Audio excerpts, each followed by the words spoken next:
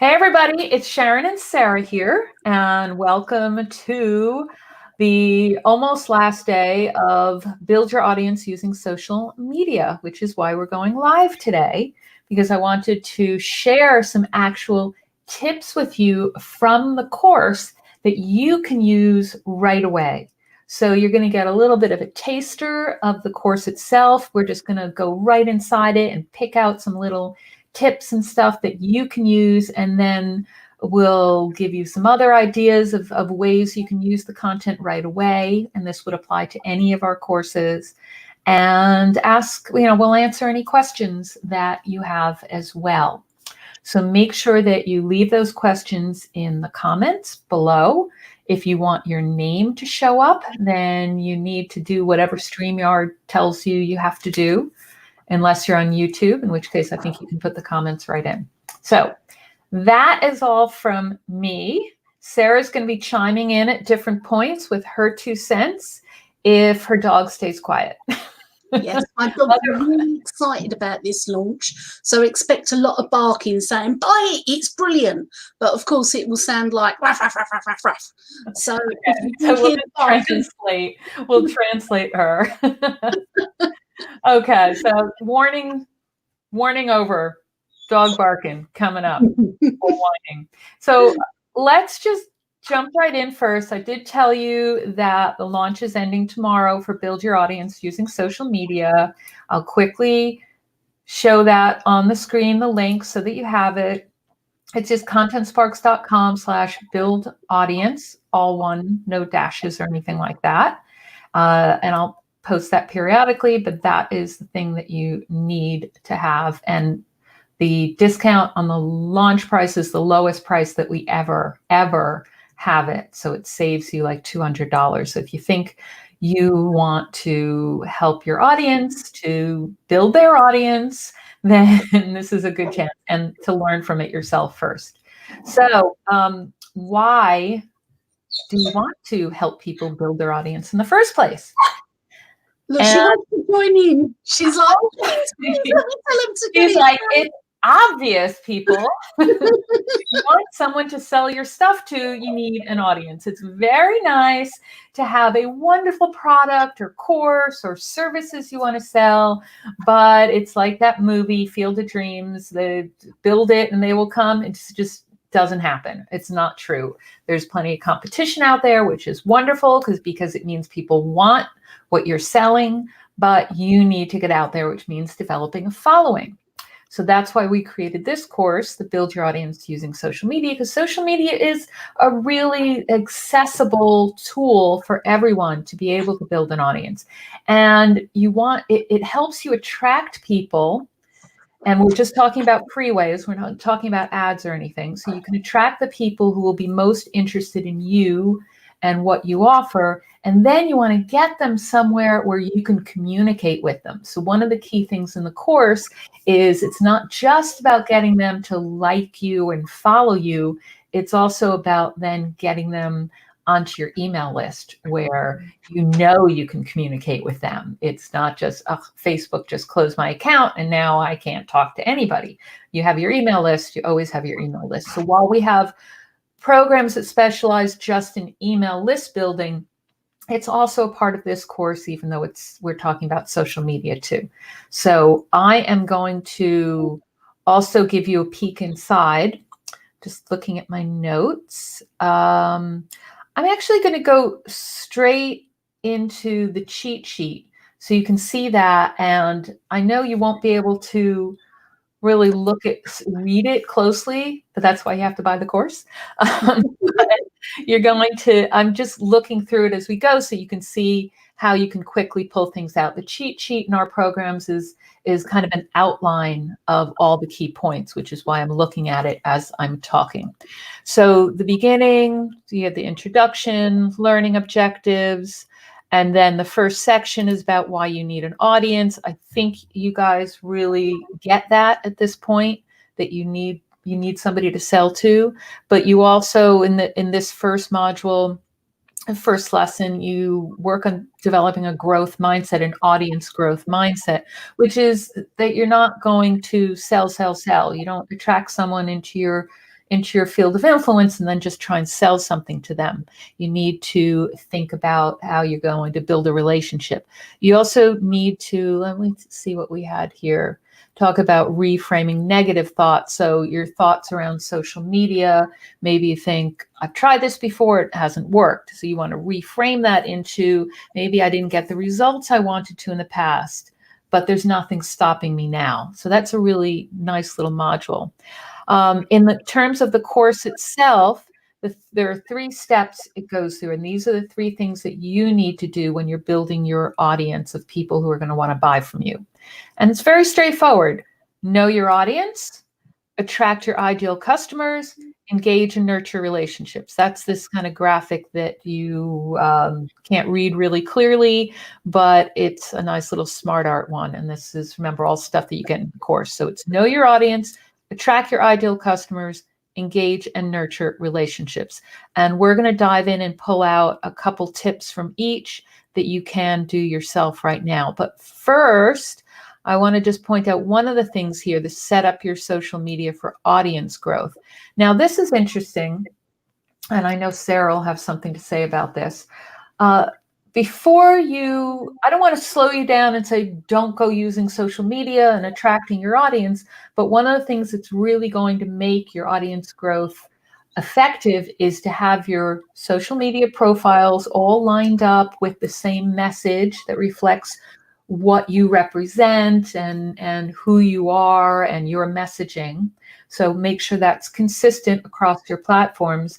And then make sure you have a lead magnet, some sort of opt-in page where when people visit your profile, they're going to be able to say, oh, that looks interesting, and click on it and go sign up for your email list.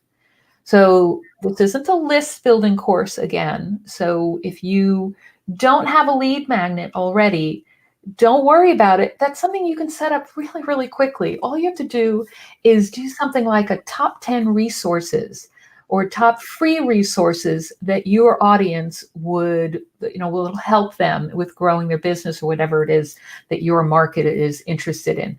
People love those, just a top resources thing. Set that up.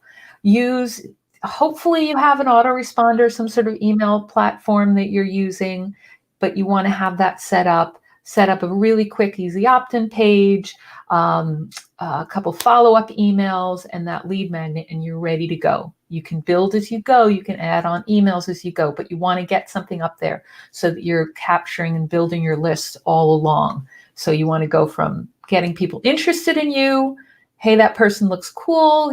They said something interesting over on Facebook, and oh, I see she shared my content, and who is she? Let me check her out. And oh, look, she's got a cool freebie. Let me sign up for that. And then they're on your list and you can start marketing to them. Or they join your Facebook group and you're running some lives and they get interested in you there and all the things that you're sharing. And again, get them over to your email list. So that's a lot of the types of things that you can do really quickly and easily.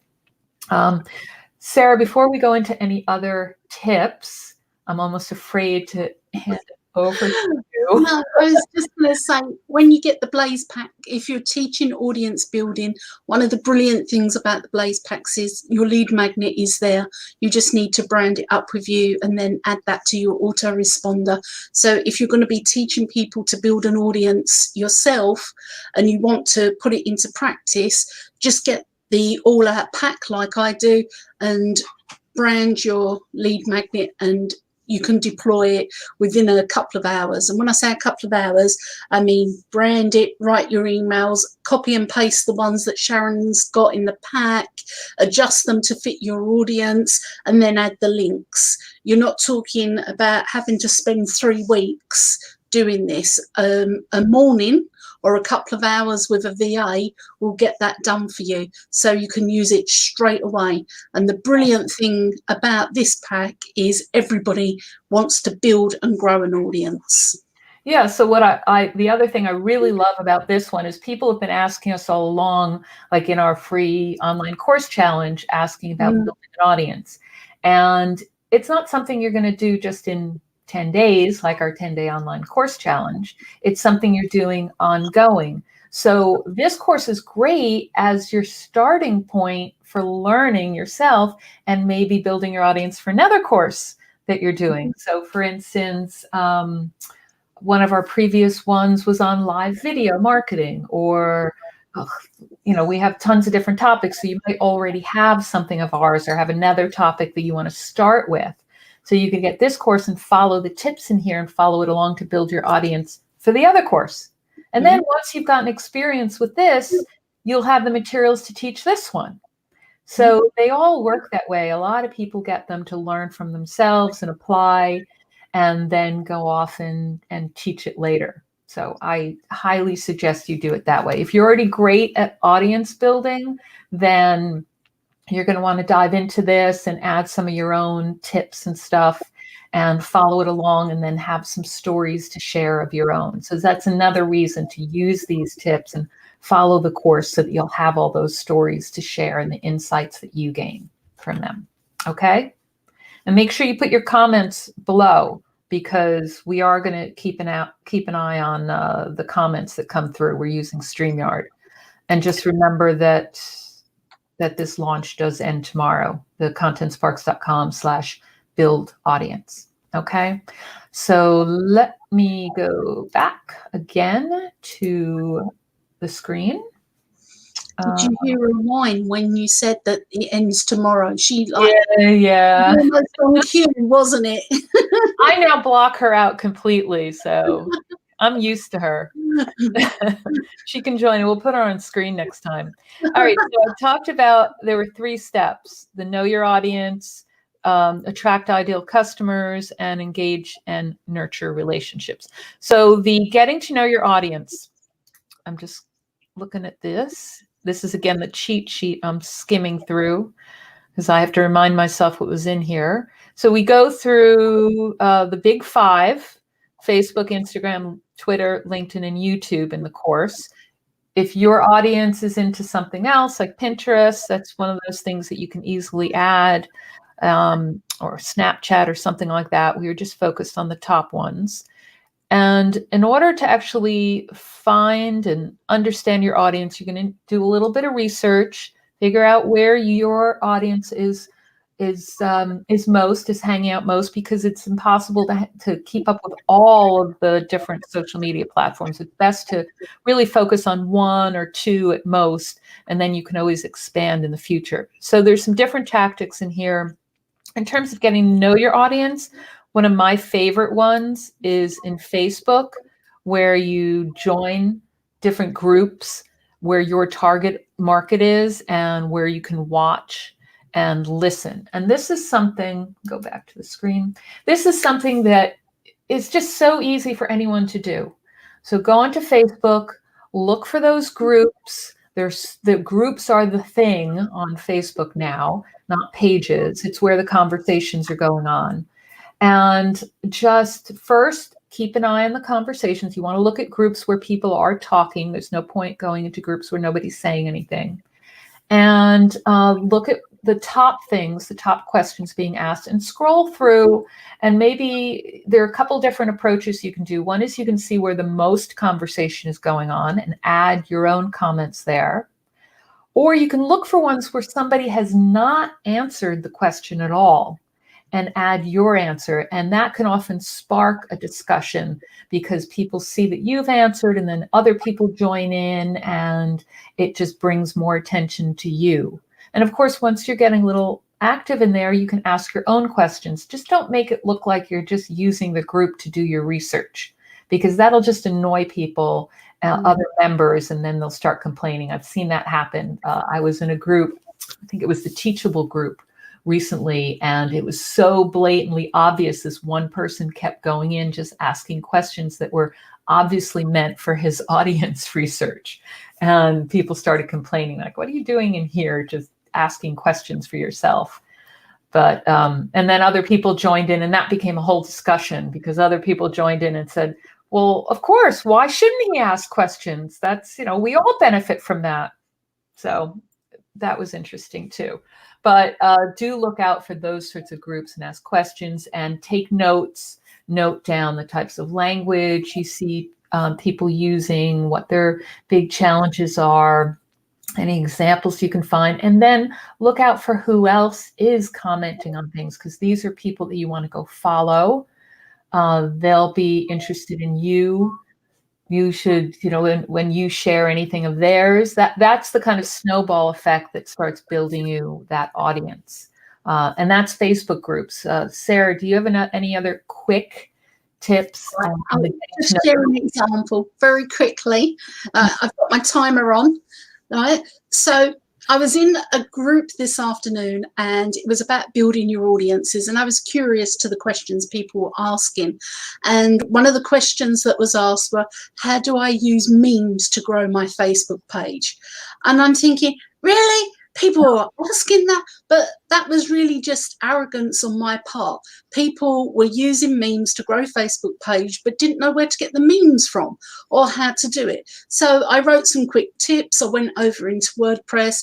In my draft blog post, I put "write skanky meme post," which I realize sounds horrible, but I need to do some mindset work about that, because people want to know that. But I'm thinking that's a really crappy way of doing it. So I need to get my head around how to address it and show them some better ways other than using memes to build an audience. So I found that really useful. And I've still got 4 minutes left. Yay! Okay, save that. You're going to need it. I'm just looking here. Let me go back to the cheat sheet again. So let's see, what other tactics do we want to share on this one? Remember, you've got 2 cheat sheets in the Blaze pack. This is something I only learned just before Christmas. I thought there were 1 because I didn't really do a lot with the student materials, but you do have 2 cheat sheets. Yeah, there's one for the lead magnet as well, so you would use that differently. So then you could have your own lead magnet for when you're promoting this course, and use the lead magnet to build your audience. So, you can do similar stuff on LinkedIn. You have to be a little bit more careful, but find groups that you have to apply to join and really listen in and add valuable content, and people will turn around and want to connect with you as well.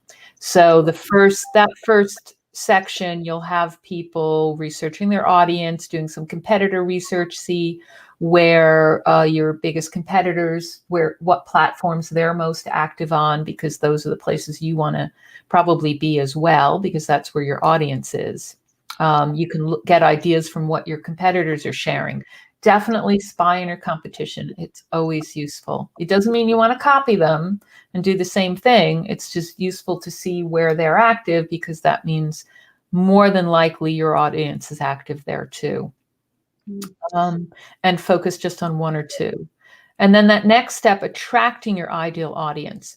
So I mentioned before, you want to really focus your social media time. Don't try and get stressed out and be on every single platform. You will drive yourself crazy.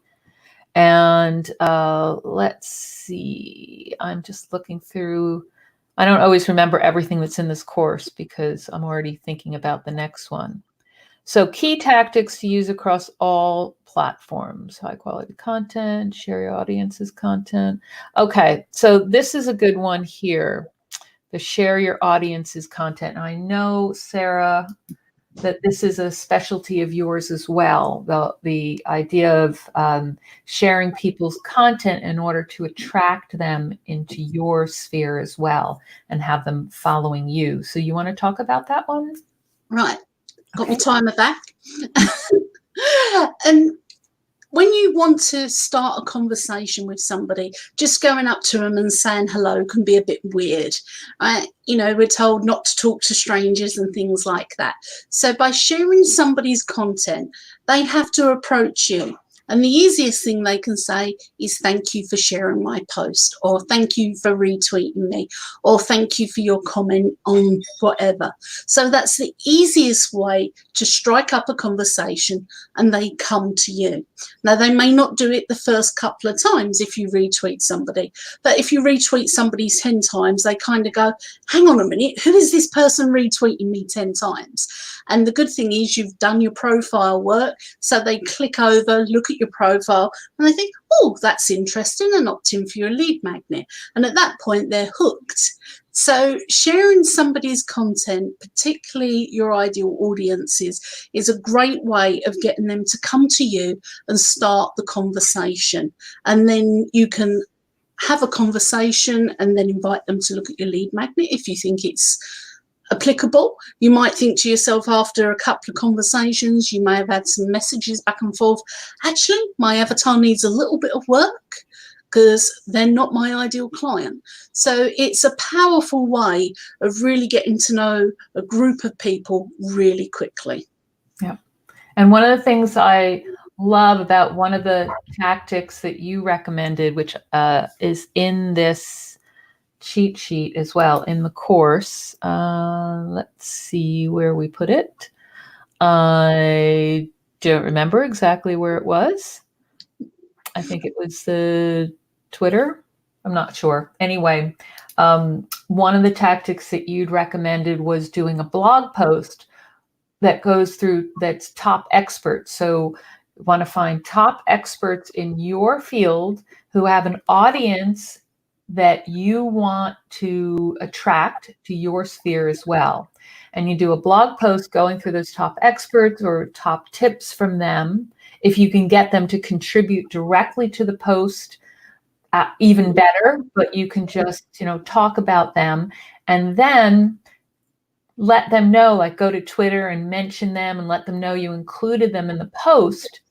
That attracts them to hopefully, aside from just, saying thanks, hopefully sharing that blog post with their audience and so that they say, hey, I was just featured in this post. And suddenly you've gotten access to a whole big audience who are going to be interested in the blog post, but also the lead magnet that you have. And you make sure you have your social profile links on there too, because they're going to want to go and click on your follow, your like, your whatever connection on LinkedIn to go follow you as well. And then you've grown your following even more of all really highly targeted ideal customers. So I love that interconnection between the social media and the blog posts and tapping into other people's audiences too. Mm-hmm. So that's something you can do right away. It's easy enough to do a little research, find those people. Oh, is my time up? It's my timer. Get off. I'll share an example with you. We've got a site called the Calming Zone, which is aimed at teachers. And the client said to me, how are we going to attract all the teachers? And I said, it's easy.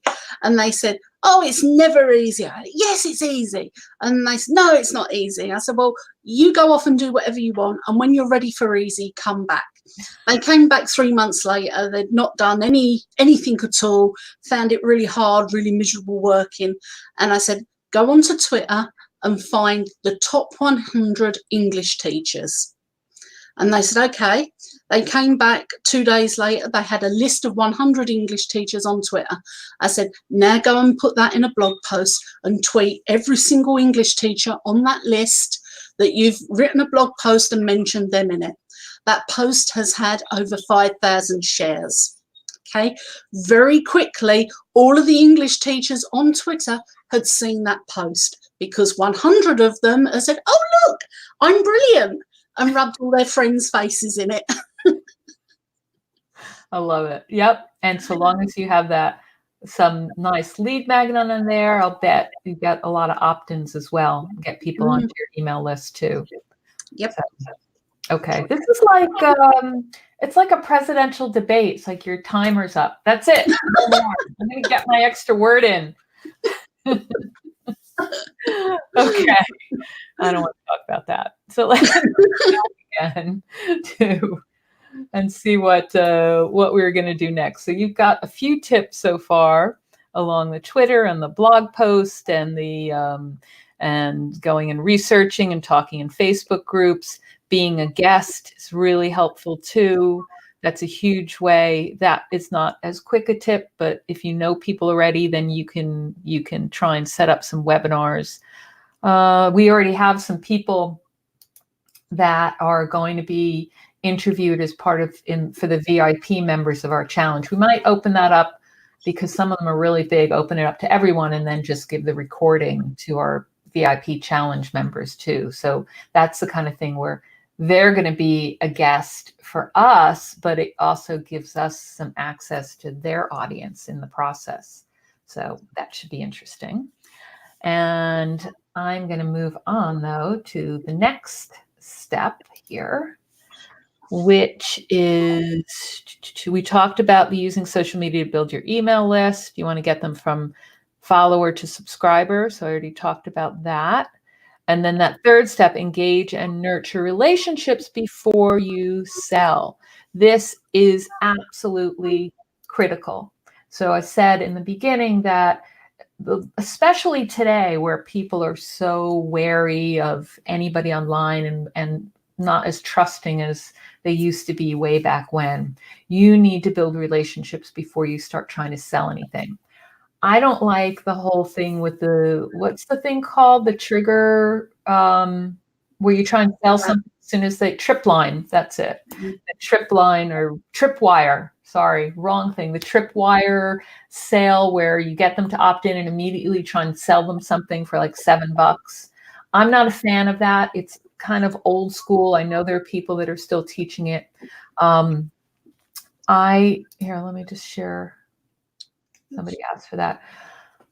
I don't think that's going to last because you do need to build a relationship first. You know, I find it a little offensive when I opt into somebody's list and they immediately say, "Oh, here, buy this," because I don't know them yet. I don't know whether they really have anything decent. At the minimum, let me go look at the lead magnet first and see if it's any good. But I'd much rather get some emails first.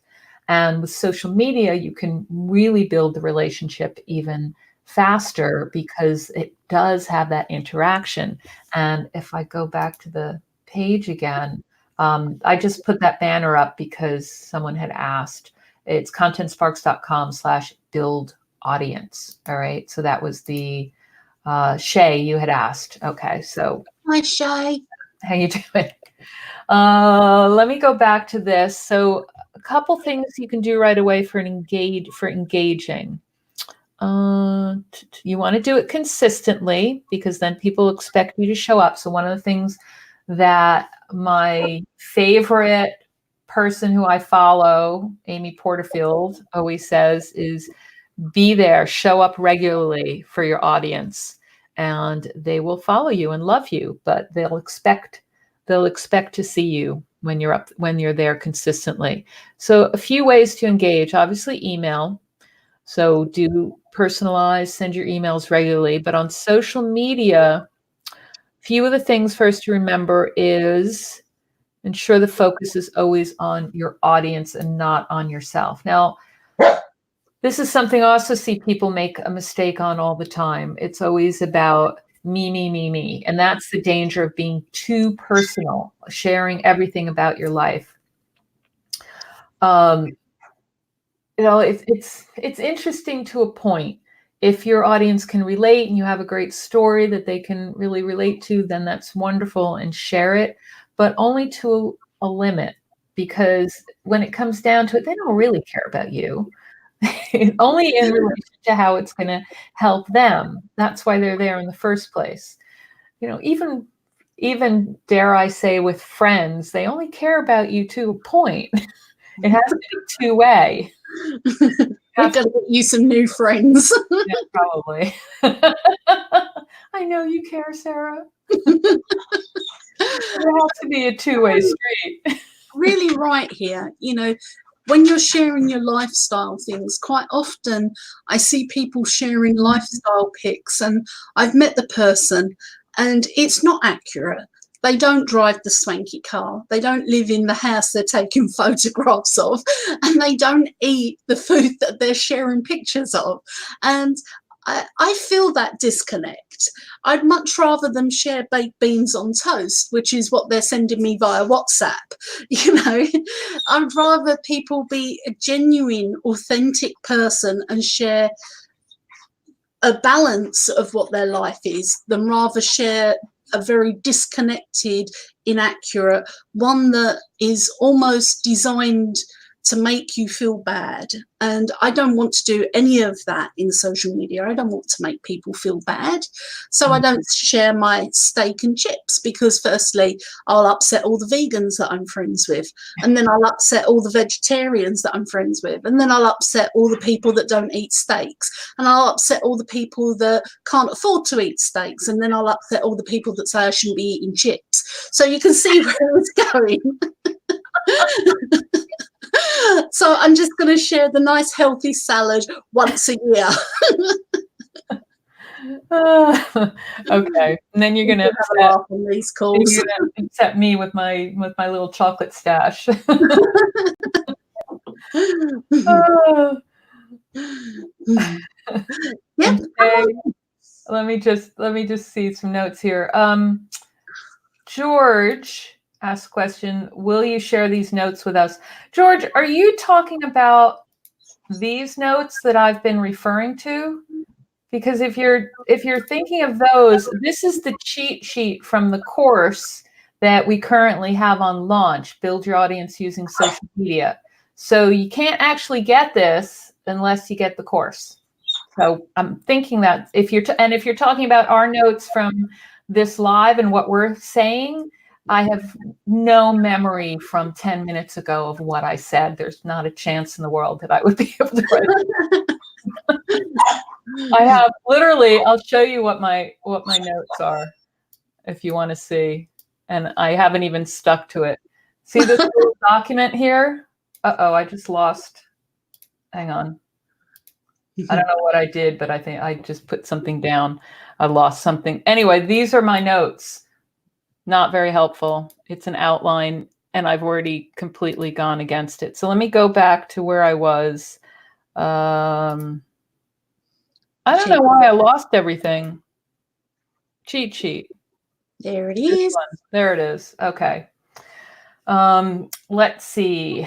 So where were we? Being engaged? Was that what we were talking about? I need my notes back. Where are my notes? I can't do this without notes. Can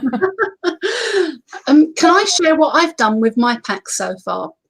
Well, we'll get to that. Don't be in such a rush. Am I signed up already? I haven't even talked about what I was going to talk about. Go back a second. All right, these notes. We were talking about ways to engage your followers. So something quick, because I promised quick tips. Quick tip, I would say right now, is do something like Sarah and I are doing right here, live video, doing a live stream to your group. Doesn't have to be a group. In fact, I'm multi-streaming this to YouTube, and I can see that there are people who watch it on YouTube. In fact, in the last Facebook Live I did when we were talking about our free online course challenge, I think almost half the people were watching on YouTube Live, which was really interesting. So I just have StreamYard, and it lets me multi-stream to more than one location. George said he's getting it. Split screen. George, actually, I'm using two monitors. So I have on one monitor, I have my Google Chrome with StreamYard going, and my Evernote with my outline of what I was hoping to talk about until Sarah interrupts me and talks about something else. And then I have another monitor that has that cheat sheet open, plus it had another Chrome window open. So something happened. I just had too much open at once. But two monitors is definitely the way to go when you're doing a Facebook Live, which is what I was going to talk about that you need to do if you can have two monitors, because it makes this kind of sharing much easier. So Facebook Live or any live stream, I only started doing them, a year ago? Something like that. And even then, I only did a few because I found them terrifying. And I only did it because someone said to me, just get over it and do it. And you have to want it. You have to want the impact that it's going to have more than giving into the fear of actually doing it. So I say do a little outline like I've done. There's a challenge I went through recently too that I'll try and find the link to and add later, that Monique Johnson did. And I'll ask her if she can come on to a Facebook Live also. But she does a challenge to get people started with Facebook Live. It's just 7 days. And you start out by doing one right in your own, in her group. But the way I did my first Facebook Live was on my personal profile, locked so that only I could see it. Really effective for building an audience. But I wanted to just test it and get comfortable with it. In fact, Lynn Terry had told me to do that. Lynn Terry is like a social media expert, and she's really great on all this stuff. But she had said to me when she did it her first time, she did it that way just to get comfortable and see what it looked like. So that's one way to do it. And then doing something like that challenge. Otherwise, just go into, if you have a Facebook group, do it in there. You could do it on YouTube Live and just pretend that you have an audience and it'll be out there. And if you SEO it, you will attract people to it. Sarah, you got access to LinkedIn Live, which I'm still trying to get access to and keep applying to. So there's that if you keep applying to it. What's the other one? Periscope? Yeah, Periscope's still available, and the communities are still quite active there. I'll be honest with you, not been on it that much, but you know, with StreamYard, you can do like YouTube and StreamYard to LinkedIn, which is what we use our StreamYard for. And you can also do it to Periscope too. So you're not just doing it to one community at a time, you're maximizing your time and your reach. And that's what we're using here, George. We're using StreamYard. So we're both of us on the screen on Facebook and on YouTube at the same time. And StreamYard, I'm doing it on YouTube as well because I got a paid account where I can multi-stream on both. But there is a free version of StreamYard that also works really well and where you can do this kind of split thing. I think you can have up to 6 guests, I think was what I saw last, but 2 is plenty. And then you can switch back and forth with your screen. So I think StreamYard works really well. And they also give you the recording. I don't know if that was just in the paid version, but they give you the recording in their back end afterwards, which is much easier than trying to download it from Facebook. YouTube recording works well too. So that's really helpful. BeLive.tv is another one that I used to use that's also very good. It's BeLive, BeLive.tv. Shay, you said, I've LinkedIn Live and would be happy to invite you to chat, interview both of you. Oh, that would be wonderful. I'd love to. I just got interviewed by Kevin on there and it was fun. It was different, a different experience. Let's see. Where were we? What else can we talk about? Let me look. Can I show my infographic yet? I think so. Let me see if there was anything else in the cheat sheet that I wanted to show first.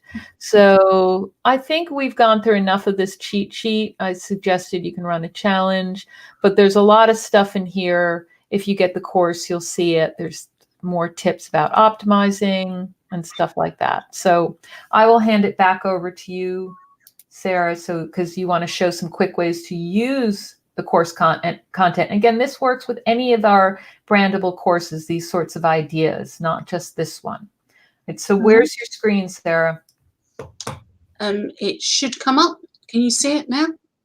I'm adding it in. There you go. Yeah. So this is one of the attraction pieces that's in the pack. And I've called it 5 simple ways to avoid hashtag and then hashtag fail. So I'm trying to be witty, which will probably backfire on me, but that is another story for another day. So I've taken the introduction from the attraction content, and because the things to avoid, there were 5 of them, I've turned it into a nice little infographic. And I've just taken the tip where it says avoid generic hashtags. I've taken that. I've actually adjusted some of the hashtags. I've gone hashtag marketing, hashtag mum, or hashtag clinic. And I think the example was hashtag freelancer and hashtag iClinic. So I've just adapted them a little bit. Then yesterday's hashtag, avoid complicated. And my own hashtag is, the dog's telling me off. My own hashtag is hashtag follow the arrows. So that's so long. So I've broken my own rules there. And then again, use your own hashtag, and I've got a little heart there, and it's eminently pinnable because infographics are much loved on Pinterest. So doing this as an infographic, it took me 20 minutes, and it took longer than usual. I can normally do a much better one than that in 20 minutes, but I think I was multitasking ×6 and doing lots of other things and thinking, gosh, I'll never have my infographic ready, and I managed to get it ready. It took 20 minutes. So if you spend a little bit longer and don't do as much other things in the background, you should have a really rather nice infographic. And it's all my brand colors and all very pinnable. And on Pinterest, an infographic can go viral very quickly and build your audience super fast. And that's what we want. I just need to get my lead magnet ready so that when people come over to that post, they think, oh, this is really useful, and opt in at the end of it. And then I'll be ready to press publish, and it will be out working for me. Even though I haven't done any of the follow-up emails, even though I haven't done any of the course, it can be out there working for me, getting people on the list so that when I have got a moment to sit down and upload the emails into ActiveCampaign, that they're ready to be nurtured. And of course, that's Pinterest, which isn't one of the main ones that we do in the course because it's not necessarily as suitable for everyone. Pinterest is a very unique market, but you can use those same infographics on any of the social media platforms. So you can put them on Facebook. You can, isn't going to really work on Instagram. You'd have to do a different size of it. But let's see, you could do it as a PDF and put it on LinkedIn, right? Mm-hmm. And do it there with links. So you use Canva for that, right? Yep, I use Canva for that. And I already have a 5-bar one set up, so it's just a quick, it's set up in my colors and my fonts. All I have to do is go over and paste in the text, and that makes it a really quick job to create an infographic. Any pieces of Sharon's content that you've got that are 7 steps or 5 steps or 3 ways, all of those ones lead really nicely to creating a viral infographic. So you can go and dig out what you've got and use them to start building your audience straight away. Yeah, and we do them in PowerPoint to make it really easy, to make it easy to edit, because you can change the size of a PowerPoint slide and make it tall or wide or whatever shape you want, and use their smart art. But if you want to get fancier, Canva's really great for that because they have templates set up already and they have lots of different elements. But, if you just want to share, like we take those opt-in reports and we make them into infographics. So it's almost like another form of a cheat sheet for people and encourages them. Or you can do that as another bonus. So those are good. George had asked whether you can watch this stream later. And I just said that it does stay on Facebook and YouTube because I'm simulcasting it. So I'm not going to delete the post with this live stream in it. You can still watch it. A couple other things that I had notes on. When we were talking about live streams, another way to use the content really quickly is to take a blog post and use it as the basis for a live stream for the script, because a lot of times it's difficult to come up with ideas for a live stream. And that's what at least 1 or 2 people, I think, in the challenge group had said they did with the blog posts that they got, is it's made it a live stream. So if I were looking into the blog posts that are in this, in the folder, let me go back here and take a look. So I'm just looking in the folder of all the materials that you get. And I know it's tiny. So one of the blog posts is 5 essentials. Let's see what this was. 5 essentials to successfully build an audience on social media. So you could use this not just as a blog post, you could take this and put it into an infographic, the key tips like Sarah did, or you could break it up and use it for that live stream. So talking about the right mindset, about your goals, the keys to getting to know your audience, the importance of taking action, consistent action and engagement. So these are just high level 5 essentials that are great for a live stream. In fact, you could divide it up and do it as 5 different short live streams if you don't want to do a long one. So that's just another quick way to use the content also as an idea. And what did Shay say? Here, somebody said, Shay said you can take any long tail content and turn it into at least 10 pieces of content, including a video. Absolutely. Yep. And a live session discussion. Exactly. Those are all great ways, quick ways to use the content. You don't have to go setting, our Blaze packages are huge. I know there's a ton in there because there's a very comprehensive course in there, but then there's the lead generation materials, that attraction content that you can start using right away and really start building your audience. So obviously there's the launch that we have on now on how to build your audience using social media. So you can get that and start building your audience immediately who are interested in that topic, or just use the tips in there yourself to start building an audience for a different course. So use them all together. And don't forget our challenge too. I should just share that in here too. Again, you can keep talking while I go find that. Okay. So if you get this pack, the next thing to do is join the challenge and come and get the course up in 10 days. And believe us, it is possible. People actually get the course up over a weekend. But the biggest thing that Team Content Sparks that we hate is the fact that people like me buy these and keep them zipped in mint condition because they may be worth something one day. They're only worth something when we turn them into programs and courses. They're only earning for us when we upload it. So the 10-day course challenge, it's been created by Sharon and had input from me and input in from 1,000 other students, is powerful. It gets you from the, oh my gosh, what am I going to do, to the, oh wow, I've done it stage. And that's what you need. So you can get the pack today, which is the 30th of January. And today's the 30th, yeah? By Valentine's Day, you can have this up, ready to sell, earning money for you. So you can use the challenge to get this program out there working for you.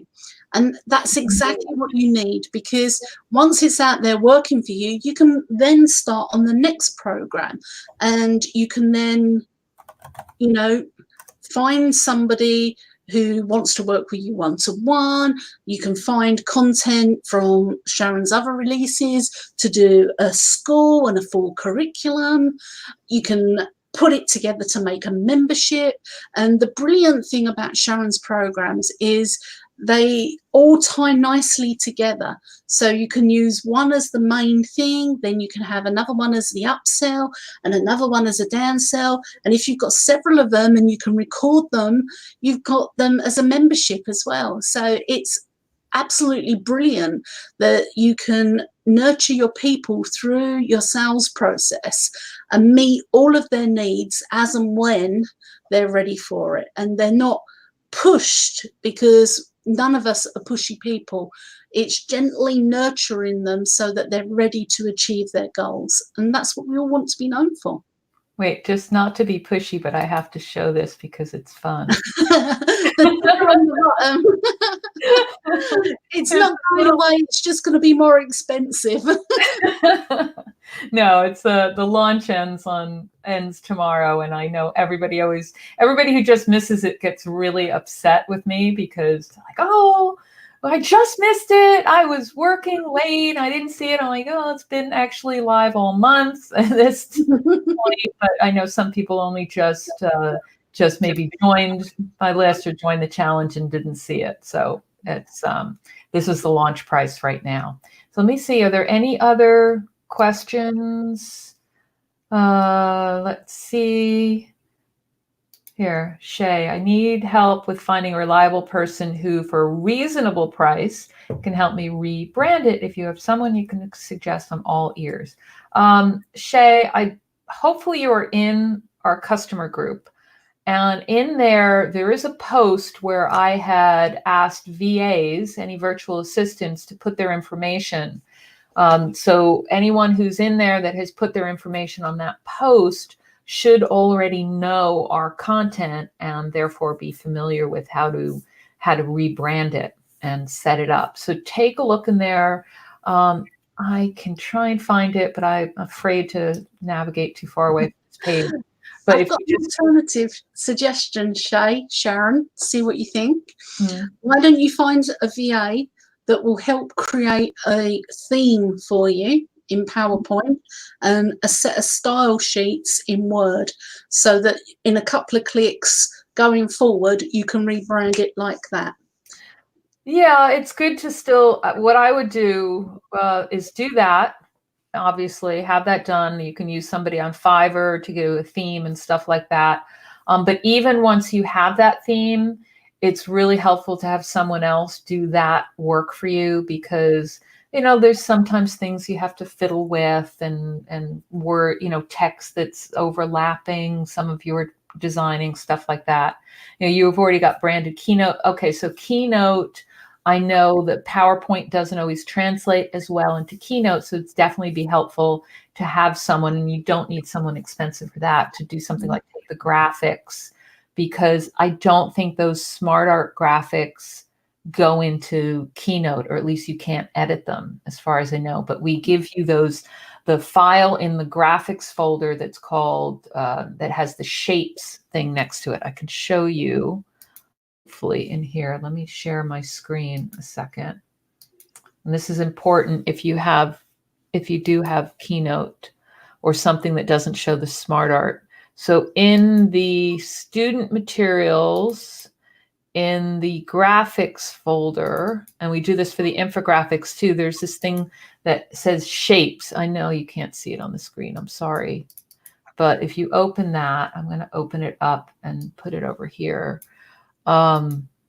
So if you open this, it's not in smart art, it's in a thing, they're all grouped, but you should be able to take one and just move it around like that, and you don't have to worry. So you should be able to do that in Keynote. Unfortunately, I don't have Keynote myself, so I can't test it out. We're all Windows users here, but that's a really easy thing for you to outsource once you've decided what you want to edit, and get that person to go in and change whatever you want in here, and then make these into images that you can put into your slides and your course book or anywhere else that you want them. So hopefully that's helpful. I do love having someone else do that for me. Branded theme makes it easy for them because they may not be designers themselves, a virtual assistant, but they can do that kind of work. Shay said, I might be crazy, but I can't sign the VA info, and yeah, with the latest version of Keynote, it's not a problem. Really? So with Keynote, Shay, you can take the smart art and it'll actually go into Keynote? I'm really curious about that, so let me know, because I didn't know that you could do that. We're learning things ourselves. Brilliant. Thank you, Shay. Yeah, I'm actually getting a used MacBook from that my husband's company is selling off some of their old MacBooks. So I'm going to be able to test out a few things.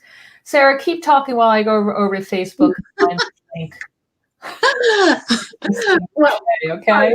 To recap, everybody needs an audience, okay? Because you're going to stand like, I don't know if you've ever been to London and been to Hyde Park Corner. There are people who stand on wooden boxes and shout, and they shout their message to anybody who'll listen. People walking by, cars driving past. You don't want to be that person. You don't want to be standing on a box in Hyde Park Corner saying, buy my stuff, okay? That's not you.